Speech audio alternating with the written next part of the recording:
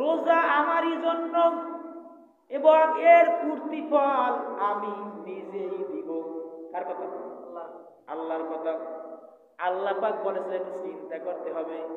আল্লাহ বলেছে আস-সাওমুলি ওয়া আনা আজজি বিহি, রোজা আমারই জন্য আবার এর প্রতিফল আমি নিজেই দিব।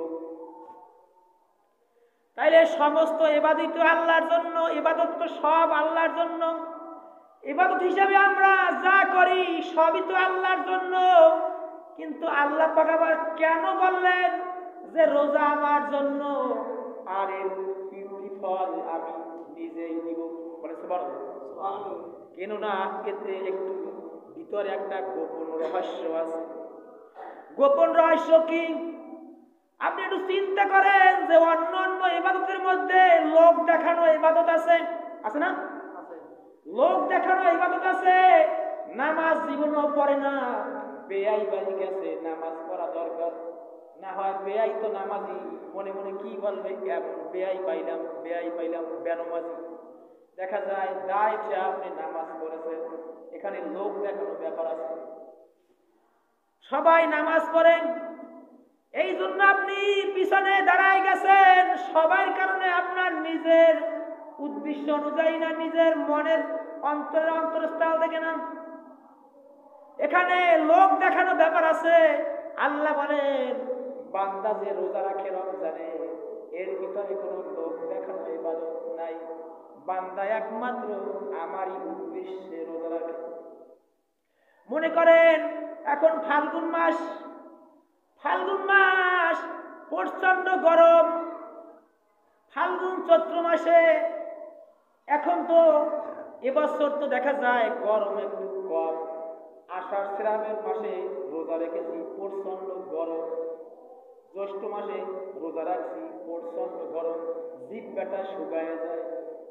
পানির মধ্যে ডুব দিলে মনে হয় মুখের মধ্যে পানি এখনই চলে যাবে পেটে।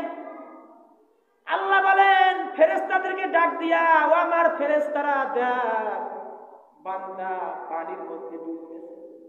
ও যদি এক পেট পানি খাইতো দুনিয়ার কেউ জানতো না, একমাত্র আমি ছাড়া। মানে সুবহানাল্লাহ, আমি ছাড়া অর্থাৎ আল্লাহ ছাড়া কেউ জানতো না। ও আমার ফেরেশতারা একমাত্র আমার ভয়ের কারণে, আমাকে ভয় করার জন্য ওই লোকটায় পানির ভিতরে ডুব দিয়া পানি পান করতে পারত, কিন্তু পানি খায় নাই। আমাকে ভয় করে রোজা রাখছে। দেখ এখানে কোন লোক দেখানো উদ্দেশ্য নাই, আমাকে ভয় করেছে।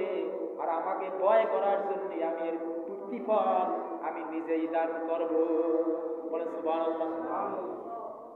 মনে করেন এমনও বাড়ি আছে, এক বাড়ি একারা, কোলার মাঝে বাড়ি, দুপুরের বেলায় যদি পাক করে খায় কেউ দেখে না, দেখে কেউ দেখে না। আল্লাহ পাক ফেরেশতাদেরকে ডাক দিয়ে বলে, ও আমার ফেরেশতারা, দেখো এই বান্দা আশেপাশে কোনো বাড়িও নাই, কেউ নাই, একাকিনী একই বাড়ি বাস করে। দুপুরের সময় ও যদি পাক করে খায়, আশেপাশে কোনো বাড়ি ঘরও নাই, কেউ জানবে না, কিন্তু ও যে পাক করে খায় নাই, ও কাকে বলে ভয় করেছে? তোমরাই বলো। ফেরেশতারা বলে, আল্লাহ আপনাকে ভয় করেছে। আল্লাহ পাক বলে, আমার ফেরেশতারা আমাকে ভয় করে যেমনি ভাবে খানা পিনা থেকে বিরত রইল, খাইল না, এজন্য আমি এর প্রতিফল আমি নিজেই তাকে দান করব। বলে সুবহানাল্লাহ। আল্লাহ রাব্বুল আলামিন বলেছেন এর প্রতিফল, এর ফল আল্লাহ নিজেই দান করবেন। বলেন সুবহানাল্লাহ।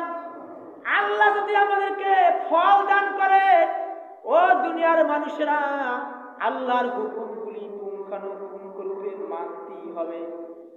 আল্লাহ রাসূল বলেছেন, যেই ব্যক্তি একটা রোজা বাদ দিবে, ইচ্ছা করে রাখবে না, ওই ব্যক্তি একটা রোজা না রাখার কারণে ৭০,০০০ বছর জাহান্নামের আগুনে জ্বলা লাগবে। বলে নাউজুবিল্লাহ।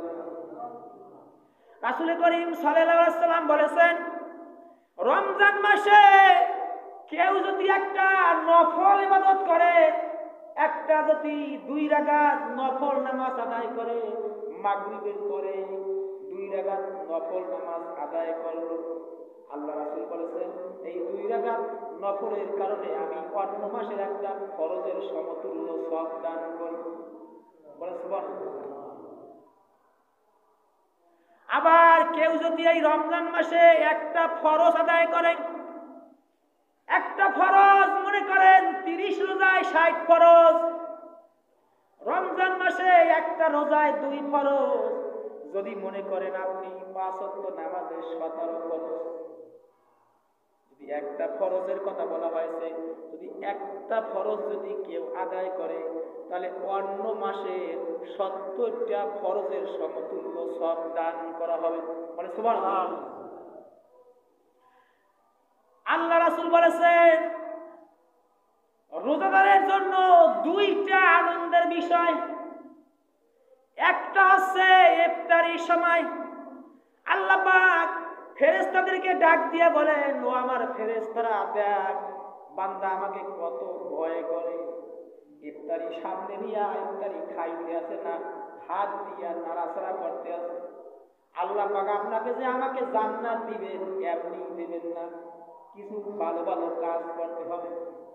আল্লাহ রাব্বুল আলামিন মুমিন বান্দার ইবাদত করার কারণে, তার তাকওয়ার কারণে আল্লাহ রাব্বুল আলামিন তাদেরকে পরকালে বিনা হিসাবে জান্নাত দান করে দিবেন। বান্দাকে আল্লাহ তাআলা হিসাব নেবেন না, যা দুনিয়ায় বসে বান্দা তুই অনেক কষ্ট করেছিস, তুই ইচ্ছা করলে অনেক কিছু করতে পারতি, আমার ভয়ে তুই অপরাধ থেকে ফিরে থাকছো, যা আমি তোকে বিনা হিসাবে জান্নাত দান করে দিলাম। কিন্তু ইবাদত করতে হবে একমাত্র আল্লাহকে রাজি খুশি করার জন্য। যদি ইবাদত যদি অল্প হয় আর যদি মালিককে ভয় করার জন্য আপনি ইবাদত করেন, আল্লাহ বলেন ওই বান্দাকে আমি বিনা হিসাবে জান্নাত